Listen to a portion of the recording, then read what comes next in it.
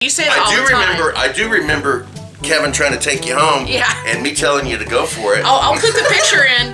I'll put the picture in of Kevin, like he smooches on me. Oh my God, he was and all the picture over. That picture caught one smooch. There was more. Oh, he was there all was over. More. All so, over. I used to be cute. So You anyway. still are adorable. Stop it. Anyway, having.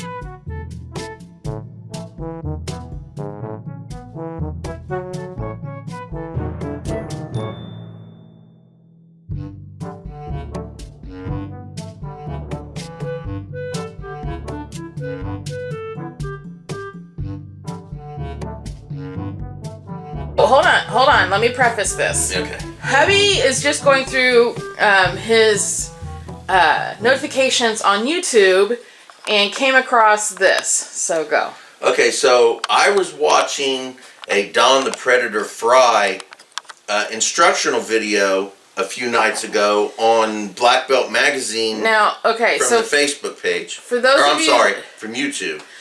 YouTube. For those of you that don't know, Don Fry is a mixed martial arts fighter from the days of old, when mixed martial arts first began. Hold on, don't do it yet.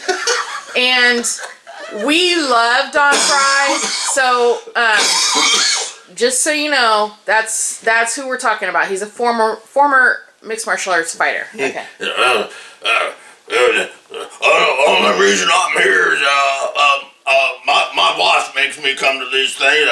I'm still hungover from last night. I don't even know why I'm here. That is a spot-on impersonation of Don, by the way. So anyway, I was watching that video on YouTube, and I made a comment. My comment was, fantastic. Don was one of the coolest and funniest guys to hang out with. When I was still fighting, I had a great opportunity to get to hang out with him. Not just a skilled MMA guy, but a really fantastic human being to get to know. Now, I get that a lot of people, especially on YouTube, say a bunch of crazy things that never really happen. But somebody named Mace Master apparently verified, because he put on there, clicked Zenshin Academy's profile, pic of him with Don Fry, my face, and then he's got one of those emojis like that. So on my Facebook page, there is a picture of me with Don Fry. Yep. So I just think it's cool that instead of calling you names and just going off saying you're a liar, this guy was smart enough, I don't know, however you want to say that, responsible enough, I like that word better, responsible enough to say, hey, let me go check this out before I ream him over the calls. And, you know, Richard, we don't lie. I know this is, hold on guys. Yeah, turn okay, I say all the time on our channel that, oh, I know why, hold on, I forgot. Nope, wrong way. I never do it the right way when I'm behind the camera. All right. I say on our channel all the time, we don't lie. Well, number one. But somebody who does lie is going to say we don't lie. Well, that's true too. Yeah. But listen, okay. First of all, we don't lie. We just don't. We don't. We don't have the desire to. We don't have a reason to. We don't have the energy to do it. Lying is extremely. Because I don't have the memory to lie. And that was one thing. That was the next thing. I don't have the memory to lie. That was the next thing I was getting into. We can't because we wouldn't remember what we said. So, you know, lying just doesn't occur to us. Both of us got to hang out with a lot of really cool, famous, cool MMA guys back in the day. Yeah. Around, what, 2005 through, well, 2002 through... Yeah, somewhere between 2002. Actually, the first about 2000 to 2005. We could say that, but the very first UFC fighter we ever met was in 1998. No, you met. I didn't meet. I wasn't at that one. You were with Pat Militish? Yeah. Yeah, okay. I wasn't there. That was you and Tony. Oh, okay, you're right. I didn't even understand what the cage rage was. You're right. I thought they were going to some stupid backyard wrestling thing. Actually... And no, it was the beginnings of cage rage. Oh, shoot, my alarm. So... Hold on, I'll get it. Oh, okay, I was gonna get it. So, you know, it didn't even occur to me to want to go. And at that time, we were extremely, like, worse than we are right now. poor. Poor, yeah. We were very poor. So for him to go, it was kind of a splurge. For both of us to go was just not feasible. But 1998 was the first time I got to meet an actual real UFC fighter, and it was Pat Miletich. Yeah. Yeah. And then after that, we were able to both start doing stuff. Yeah, and we met tons of them. I mean, the list is ridiculous. Ken Shamrock and Kevin Randleman were the first two I met. Mark Coleman. I do that every time. Mark Coleman and Kevin Randleman. Mark Coleman. Mark the Hammered Coleman. How can I forget that? Yeah, his nickname is actually the Hammer, but we call him the Hammered because he was always drunk. Sweat just rolling off of this guy drunk. Hit him where it hurts. Yeah, oh my God. A professional fighter, a professionally trained cage fighter, yelling at his protege. Hit him where it hurts. Drunk as shit. Like, that doesn't even make sense. I still don't understand where he was supposed to hit him. Anywhere it hurt. Anywhere it hurt, I guess. I mean, it's good advice. But those were the first two that I remember meeting. Well, yeah, Kevin Randleman tried to take you home. I'm still sad that he's gone. I think she's still sad she didn't take him up on the offer. Kinda. I told you to go. You did. He did. So, okay, the night that happened, actually, here's another backstory for y'all. I'm just gonna put this video as a story time. There you go. So backstory on the whole Kevin Randleman thing. That day. Real quick though. Okay. I don't remember that. I don't remember. You don't remember the part I'm getting right now? Yes. Okay. Which I know you say that all the time. I do remember Kevin trying to take you home. Yeah. And me telling you to go for it. I'll put the picture in. I'll put the picture in of Kevin, like he smooches on me. Oh my God, he was and all over. And that picture caught one smooch. There was more. Oh, he was all over. So, I used to be cute. So anyway. You still are adorable. Stop it. Anyway, Hubby and I, this was in our early days of our relationship. So if you don't know our story, our relationship did not start off like this. No. Quite the opposite. Yeah, we fought a lot. Yes. We were not a good couple to start with. We argued way too much. We did. And over stupid stuff. Stupid stuff. Well, mostly stupid stuff, but one really big issue. My issue. I don't share, and he didn't understand that. So that's true. So anyway, we were fighting that day. Yes, which I don't remember. He doesn't remember. A guy I used to know back when I was like 15, 16 years old, and that guy wanted to have a relationship with me then. I knew even at 15 I wanted nothing to do with this guy, but to piss him off, I was actively talking to this guy to piss him off. Well, then I had a fighter freaking flirting with me and hanging all over me. You think I didn't? Dude. But I knew in my heart that cheating on him was not the answer, so I didn't take anybody up on any offers that night. Trust me, they were there. Well, yes, they were. Now, I will say this real quick. I'm sorry. No, go ahead. I did get pissed off at that guy you was talking about. You did. And that pissed me off. You did get mad about that. He got really mad because I got the guy's phone number even, and like 2 days later, he and I were talking on the phone. Yeah. That pissed him off. It did. I'm not gonna lie about that. It did. But what were you doing at that time, dear? I was a horrible slutty. No, I mean literally in that span of that 4 days. I don't know. You were talking to every woman at your work about our relationship, but not to me. Okay. And then you brought one home. I don't recall that. I'm serious, I don't. Sat in our living room and watched something on TV. I have no idea. Well, I'm running around the house like a crazy woman trying to clean our house because our boys were finally in bed asleep and I could get some cleaning done. I have no memory of that whatsoever. I've blocked all that shit out of my head. Sadly, I can't. I have tried. Anyway, I did get upset about that guy. The guy. I will be 100% honest because I always am. Yes. We are brutally honest with each other. I to this day still think you should have went home with Kevin.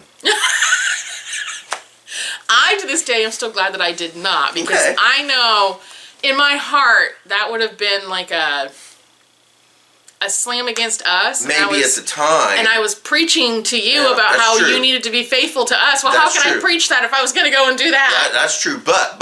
You know. But. And I honestly just didn't have any desire to. Well, that's fine. I mean, yeah, I still think he was a hottie, but I had no, like, physical desire to go and take action on that.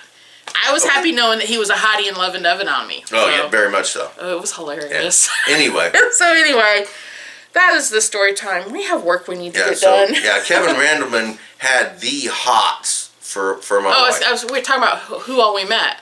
So we've talked about Pat Militish. Mark Hammer. Mark the Hammer. Coleman. Kevin Randleman. But Don Fry. Don Fry. Well, Boss Rutan. She was in love with Boss too. I'm still in love with Boss. Okay. First of all, I'm gonna pop up a picture of me and Boss too, and I want you to notice what's all in common with all of them. Where's your head? I can't reach it there. Can't help it. I can't. Rich Franklin. Yeah. So Rich Franklin. So I went to an Arnold Classic. I went to an Arnold Classic and Rich was there, and it was just me. Michelle wasn't there. An Arnold Classic is just a great big huge convention of all these different sporting. It's mainly for lifting and stuff like that. But BJJ is there. The MMA world has been there. Yeah. Gymnastics, cheerleading, wrestling. It's a big sports thing. It's huge. So Rich was there, and I was talking. I didn't get to go this year. She didn't get to go that time. So I was talking to him about it, and the coolest thing happened. I told him that, because like a year or 2 years prior to that was when we were together with him. Anyway, I told him this year you couldn't show up, and he's like, "Oh, that's," he was like, "Oh, that's sucks. sad. That's bummer." And at the time I had. I made him carry a cell phone. I had a cell phone on me at the time, because she made me. So he got on my cell phone, called her, and she didn't answer the phone, so he left her a voicemail. Freaking time! So I forget my phone in the car. He left her a voicemail, and she used to just sit there and listen to it. I would. Over and over and over. We had, what was that carrier? Net 10, I think was the carrier at the time. It was Net 10, yeah. And stupid Net 10, and I didn't have any way to save this voicemail. At that time, I don't even think that technology was there yet. And 3 months afterwards, Net 10 just deleted the voicemail. Even though I listened to it on the regular, I literally went home crying to Richard. I'm like, she did. They deleted my voice. Like, I was so upset. She would listen to that all the time. Not all the time, but a couple time. times a week. So Rich Franklin. We met, I can't even start to... who was the cowboy? Cerrone. Oh gosh. The Diaz brothers, Nick and Nate. No, only one of them. Nate was there the one year, and then Nick was there the next. We've met both of them. Okay. I'll take your word on that. There's tons and tons and tons. Many. Oh, Babalu hates my brother. Babalu cannot stand Anthony. It's sadly funny all at the same time. So he was signing autographs. Babalu. Not Tony. Yeah. So we decided we would get in line and get an autograph from him. And he was giving out big posters. As a matter of fact, I still have it in the closet. He was giving out big posters. Do we need to pause so you can blow your nose because you're doing that thing? Oh, okay. Yeah, go ahead. All right, hold on, guys. So Babalu was giving out posters. But the night before, he'd had a fight. With Chuck Liddell. Chuck Liddell beat his ass. Like hardcore, beat his butt. My brother was a huge fan of Chuck Liddell. Well, just so happens, and it was a coincidence. Yeah. He had a Chuck Liddell shirt on in line to get an autograph from Babalu. Babalu was so pissed. He ignored Tony and would not give him an autograph. It was, oh my God. So Tony backed off. That was the year that Rich called me. That was that same year I wasn't even there. So Tony backed off and from the background took a picture of him like here and Babalu waved. Yeah. I'll see if I can find that picture and pop it in. He was so pissed at Tony, it was funny. Oh, it was kind of hilarious. Both of us kind of chuckled at it. And I think my favorite meet. Oh, who was the Bigfoot Silva. Bigfoot Silva. Oh my God, he's huge. He is so ginormous. And his wife is teeny tiny. She's shorter than me. I bet she's not 4'8". Like she was tiny. They have the most, well, at the time, she's much older now. The most adorable little girl. It was just, she was adorable. She would sign an autograph hand it to Richard, and then go take it back from him and act like she was signing again. So like for 20 minutes, she was like 2. Yeah, was around 2 years old. Yeah, she was for like so 20 cute. minutes. She would come up to me and she would hand me. And she started by handing me a piece of paper. Yeah. And then she would walk off. And then she would come back and ask for the paper. Ask for the paper back. I'd give her the paper back. And at first I didn't know what she was doing. Right. At first we were like, what's going on? And then she had the paper and she was doing this with her hand. Yeah. And then she handed it to me. She was signing autographs. She had seen her daddy doing it so much that she did it. So for like 20 minutes, cute. I'm sitting off to the side where Bigfoot Silva was at. Signing autographs. And I'm sitting there playing with his daughter. She's signing autographs and handing to me, and then she was such adorable. I sat back there for like an hour and a half and had a talk with his wife while the baby was sleeping in the wife's arms. Yep. I even offered at one point, I'm like, would you like me to hold her? She's like, no, it's okay. And the baby was almost as big as she was. I'm like, how are you holding this child? You're so tiny. Sean, I've seen. I didn't get to really hang out with, but I saw Sean Shirk. Yeah. We talked for a few minutes. Waterman. Got to actually chat around with Waterman for a while. He fought a little bit in MMA. He really got into. He was a big weightlifter dude. He was super religious, and he got into that group that bends bars over their heads. Yeah. You know what I'm talking about? Yeah, that what is something strong. Yeah. He got into that. There's countless. I mean, we could sit here for hours talking about everybody that. But one of my favorite persons from the MMA world that I met, he was not a fighter, but we got to meet him and do a question and answer session with him, and it's Big John McCarthy. McCarthy or McCartney? McCarthy. My brain. I always get those two names confused. He did like me. He liked me. He didn't like me.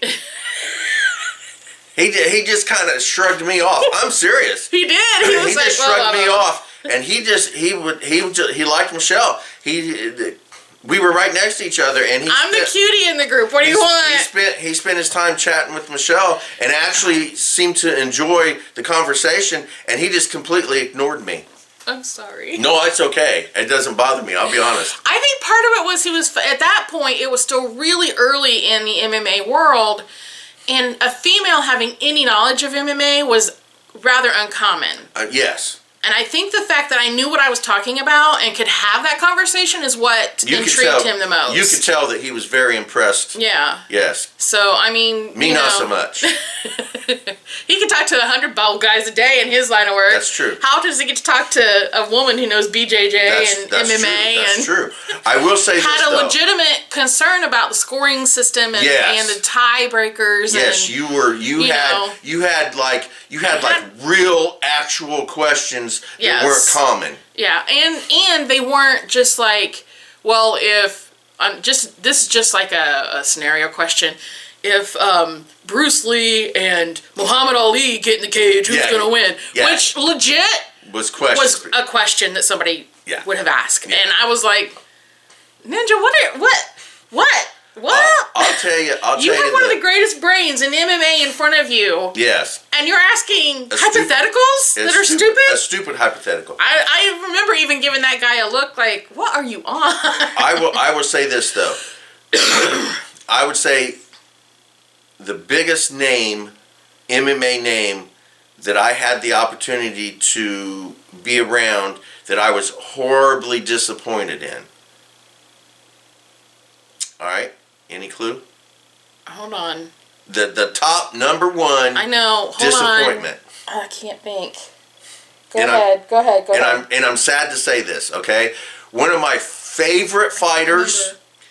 I am not dissing his fighting ability whatsoever. In my opinion, one of the greatest MMA fighters of all time. Massively skilled, fantastic. Just I didn't like him as a person. Randy Couture. Oh yeah, Randy. My brain went so disappointed. Yeah. Now, I'll say this. Maybe it was an off day. Because I only got to be around him for like 10 or 15 minutes. All right? And that's not really very long. Maybe he was having a shitty day, but he was not, in my opinion, at that moment. Was that the one where he was getting ready to fight with Tito? I don't remember. Another thing you kind of have to remember when meeting these fighters is what's going on. What's going on around them and outside of what the meet and greet is. If they've got a fight coming up the next day, and this fight is like a game changer in their world, they don't want to be a meet and greeter. Yeah. And I totally get that. Some of our interactions with some of these fighters, like one of them that we met, the one that signed my card, signed your card with my name. Belcher. Oh this my God. This poor guy was a nervous freaking wreck. He was a nervous wreck. He clearly hated doing these meet and greets, and it's part of the MMA contract that you sign that you have to do these. And Alan Belcher. Richard got so mad. Bless his heart. No, I was not mad. I was. You were frustrated. I was frustrated and upset. So Let me finish my point. I'm sorry. So, when you're meeting these, I don't care how big their name is. I don't care how out there their name is. If they have a big event coming up, and for these guys, these fights are their lives. It's how they make their bread and butter. You're not focused on being nice to this schmo that you've never met before. So some of these interactions that we had, not always the greatest, but you have to take it with a grain of salt as to what they're doing and what's going on. And just like when you meet anybody else in the world. Absolutely. And I think that was, for me, life has these learning experiences, and I think that's what meeting a lot of these fighters was for me, because it put in perspective how everybody's life, I know it's a silly way to look at it, but it's kind of how I look at it. Everybody's life has something going on, so when you're meeting them, don't take them at face value. You don't know what's going on behind the face. You don't know what's going on around them. So, anyway. Well, unless it's Don Fry, he'll tell you. Don Fry will tell you. He got no bones about telling you. I don't even know why I'm here today. I spent all day with Don Fry. You did. Oh my God. He would leave and then go back, and then he would leave and then we would go back. Sorry, guys. Hubby's having some allergy issues. So, Alan Belcher was new to the UFC when we met him. Very new. And I had one of those UFC cards, like a baseball trading card, with him on it. I only had one. It's all I had. I had that with me. And I handed it to him to sign while he was talking with Michelle, and then it was my turn. And when he signed it, I don't know what was in his head, but he signed it to Michelle, and I looked at it, and you could see my face just go, ooh. Yeah, he was like, I was like, ooh, and he goes, what? Well, it's your card now. I said, you put her name on it. And poor guy. I get it. He did feel really bad. Oh, I'm sorry. He did feel really bad. It was. So, yeah, Alan Belcher was very nervous when we met him. Yeah. But then you've got the pros. DeSantos didn't know how to speak English. Yep, not really a word. Oh, we didn't. Frank. Oh no, I was getting to him. Oh, okay. Sorry, I just now had. I'm like, wait. No, I was getting because I was getting to the most professional ones. Yeah, speaking, and I was getting ready to say, speaking of people that. The interaction. Not me, but you thought you were going to have a bad experience with. Yes. She thought she was going to have a bad experience. Okay, so let me caveat this with, I can't think of his last name. Mir. Frank Mir, in the MMA surroundings, like when he's in the cage, when he's doing these press, he comes off like a total ass. He does.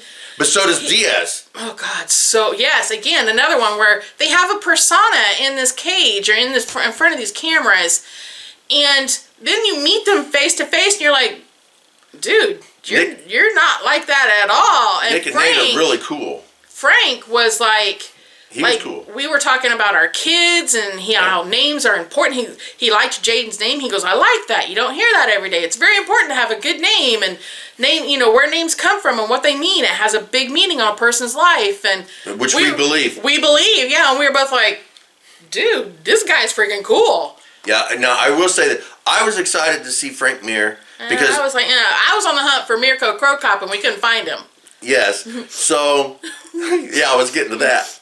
So, she was upset, one, because she agreed, I agree, Frank Mir does kind of have an attitude if you don't sit there and talk to him face to face, yes. Yeah. So, she was a little pissed off that she couldn't find Mirko because Mirko was somewhere else and we didn't know where he was at. Nobody knew where he was. I couldn't figure it out from anybody. So we ended up, and not in a bad way, but we settled to go see Frank Mir.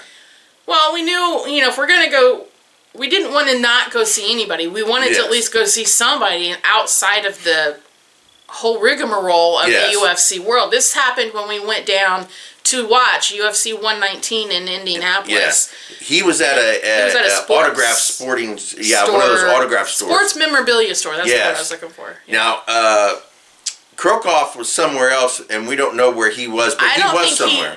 He wasn't. Everybody said nobody had any idea where he was. I don't think he did anything like that. I think he stayed in his room. I think he prepped for the next fight, for the next day for the fight. You know. And I got mistaken for Dana White twice. Which we actually did walk past him on Meridian Street in Indianapolis. Yeah. And I actually turned and went, "Love you, Dana White." And he turned around and went, "Thanks." And we just kept walking. That's true. That's true.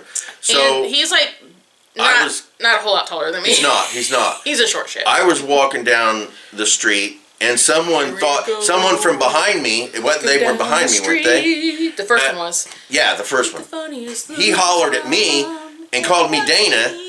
And I turned around, and he actually walked up to me, talking to me as if I was Dana. Yeah, and then he looked at me, and he goes, "I'm not Dana." Oh, wait a minute. You're not Dana. You're not. I said, "No, I'm not Dana." He goes, "Oh, I'm sorry, you look like Dana White." I said, "Well, thank you." Yeah. That was the first time. And then we were in the Steak and Shake. Steak and Shake.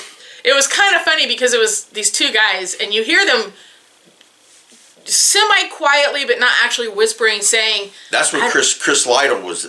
Yeah. He goes, I don't think that's him. It was because of my shirt. Yeah, and the guy goes, I don't think Dana would wear an Elite shirt. And Elite was a name brand that Walmart had put out with all the fight stuff over it. And the other guy goes, yeah, you're probably right. And then Richard finally turned around and he goes, yeah, I'm not him.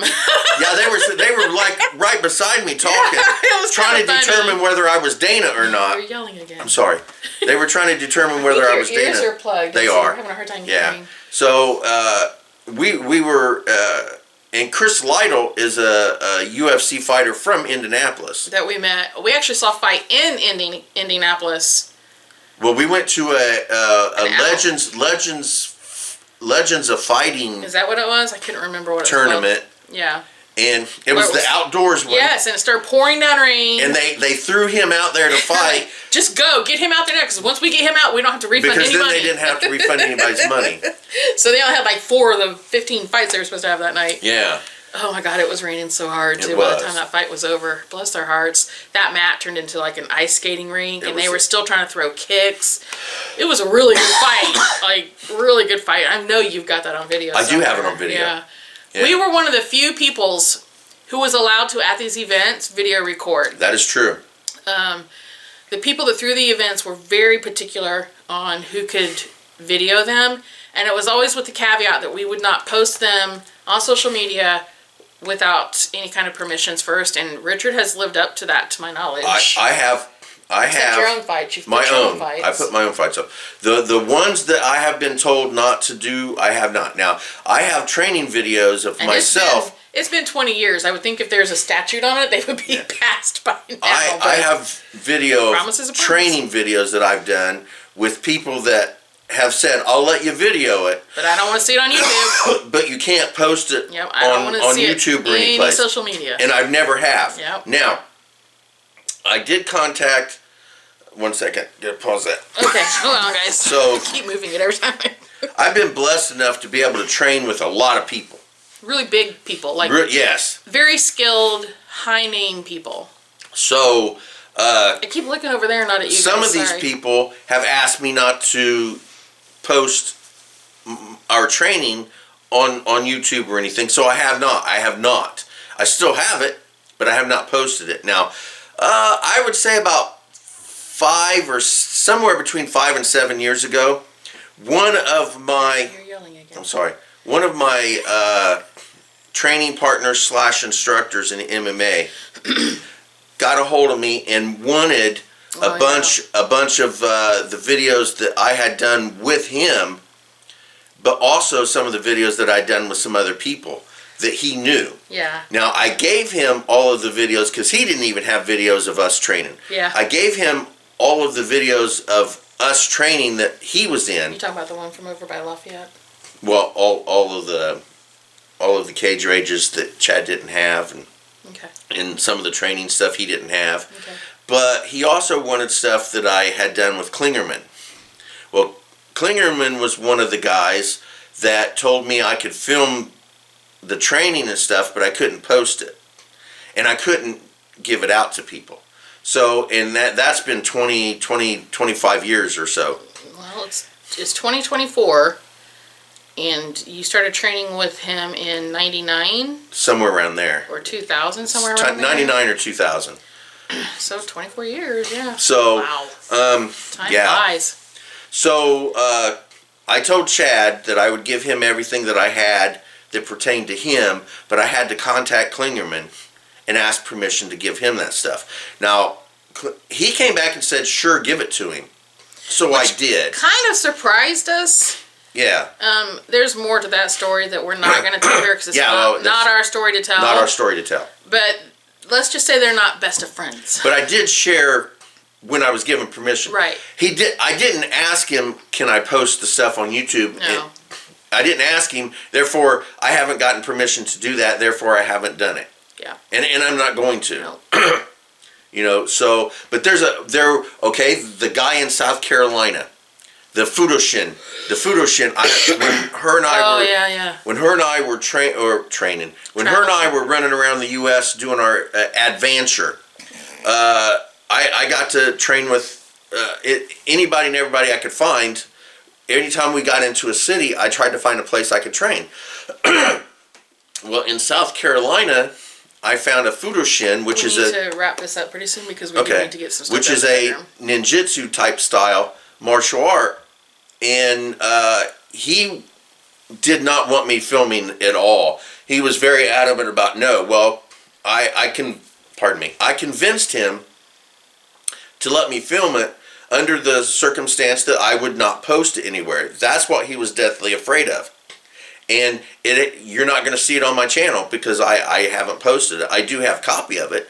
I don't think it's anything special that shouldn't be posted, but it's his choice, and it's his wishes. Yeah, and it's just like. And he allowed me to do it, and I'm not going to break my promise just to post something, because if I break my promise once, why is there a reason for someone else to believe me? Right. So there's a lot of footage that I wish I could post. Right. So anyway, yeah, we've had a pretty interesting. Anyway, yes, I have met Don Fry. Yeah. Yeah. To backtrack it. That's where I was getting to. On my Facebook page, there's the border thing, right? Yeah. Is me and Don. Yeah. So, and I should. I'm trying to figure out how I can find that comment so I can screenshot it and put it up on this video. Yeah, I don't know. It says, clicked Zenshin Academy's profile pic of him with Don Fry, my face, and then the emoji of like that. It's Mace Master is the name of the channel. It's pretty hilarious. Yeah. And, hold on. Oh, dude. Oh, what was his name? Bam. Excuse me. Crap. Sneeze. What was his name? Oh, dude. His nickname is Bam.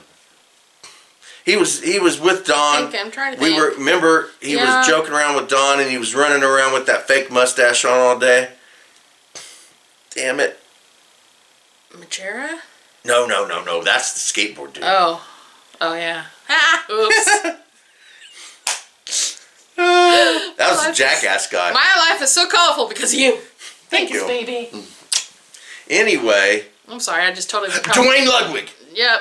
Dwayne Bang, that's it. Bang. Dwayne See, Bang you Ludwig. weren't telling me the right name. I wasn't. Ludwig. So Dwayne Ludwig was. So we're gonna wrap this up. Was hanging out with us when we were with Don, and Ludwig was hilarious. He was running around all day. I'm sorry. He was running around all day. He cut out this piece of paper and he painted it with a marker black, and then he put it on, and he was wearing it all over the place all of blood. And he was running around acting like Don Fry. It was hilarious. Wasn't that? It was funny as And you have to know, he imitates Don Fry better than hubby does. Oh, man. Like if you put them behind a curtain, you wouldn't know which one was actually saying it. It was hilarious. And he would do that. I'm Don Fry. I'm here today. I don't even know why I'm here today. My name's Don Fry.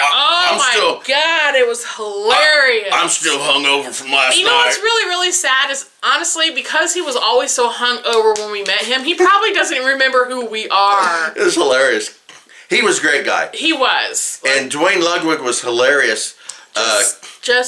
Dwayne was hanging out with Don and I, but he also would run off and hang out with Boss, and him and Boss was doing some stuff too. And so, she's definitely in love with Boss. I love his voice. I don't know what it is about his voice. And it's not just his accent, it's his all over voice. He appears, if you didn't know him, he appears to be a really, really cool guy.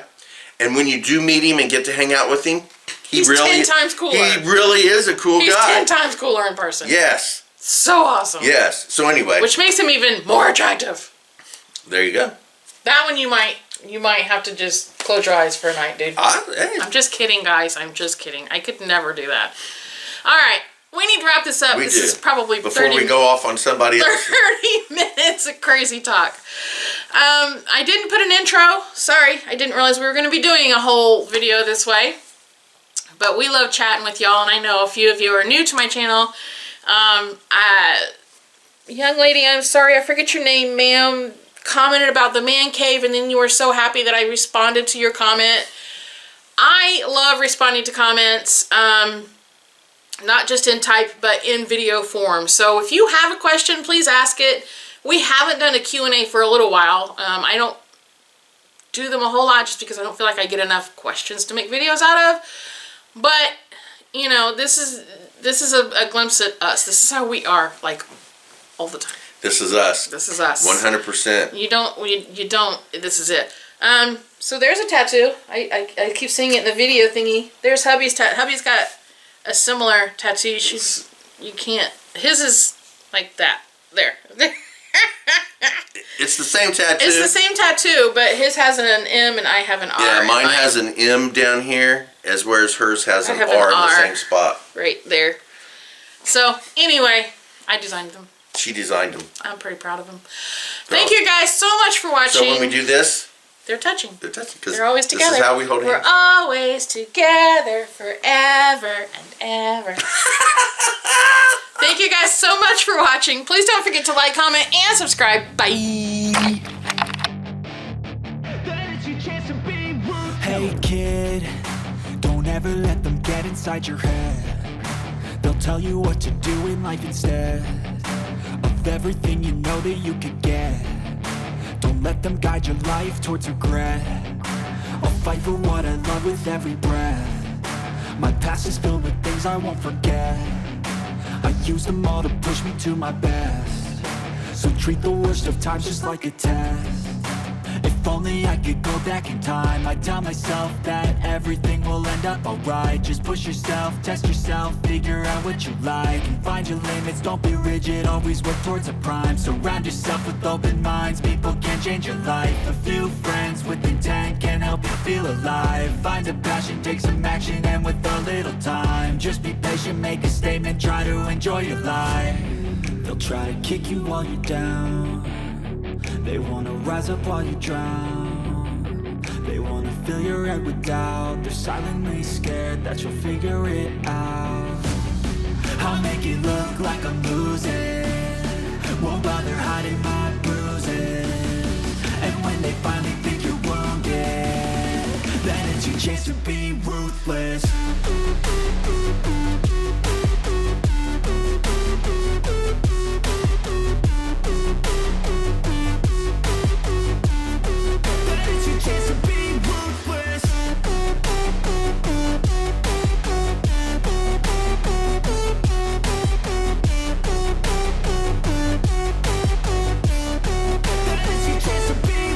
They don't wanna see me make it, they don't wanna see me care. Anytime I make some progress, honest, I can see that they compare. I think everyone's against me, maybe something in the air. Am I paranoid? I swear a void is forming and they're scared. I walk a straight path, not many can say that. I like to play fast, cross me and there's payback. You better pray that I don't see your face at any place that I go. I know you hate that. I've been doing fine, I'm not wasting any more time. I live for the fight and the climb, and I think that the pain that's deep inside is what defines. So I won't give up, I'm gonna make it to the top. I don't care what's in my way, I swear I'm never gonna stop. I could fall flat on my face and I swear I will get back up, cause I don't deserve a thing and the road ahead is tough. They'll try to kick you while you're down, they wanna rise up while you drown. They wanna fill your head with doubt, they're silently scared that you'll figure it out. I'll make it look like I'm losing, won't bother hiding my bruises. And when they finally think you're wounded, then it's your chance to be ruthless.